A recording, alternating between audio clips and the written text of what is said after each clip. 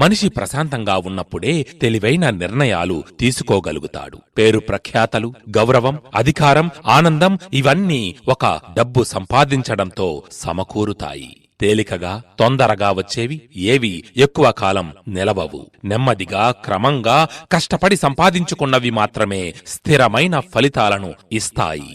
కొంతమందిని చూస్తే ఇలా ఉండాలిరా మనం కూడా అని అనిపిస్తూ ఉంటుంది. కాని అలా అనుకోవడం వలన ఎటువంటి ప్రయోజనమూ ఉండదు. వారిని ఆదర్శంగా తీసుకొని వారిలోని మంచి లక్షణాలను అలవర్చుకొని వాటిని పాటిస్తేనే మనం కూడా వారిలా తయారవుతాం. టాలెంట్ ఉన్నవాడికే ఈ సమాజంలో బ్రతుకుంటుంది. ఏ స్కిల్ లేకుండా ఇక్కడ ఎవరినీ ఎవరూ పట్టించుకోరు. గెలుపు వల్ల కాదు, ఓటమితోనే మన అసలు ప్రయాణం మొదలవుతుంది. సాధారణంగా మనిషి ఎప్పుడూ నా దగ్గర అది లేదు, ఇది లేదు అని బాధపడిపోతూ ఉంటాడు. కాని తన దగ్గర ఉన్న వాటి విలువను మాత్రం ఎప్పటికీ గుర్తించాడు. అదే అతడు చేసే అతిపెద్ద తప్పు.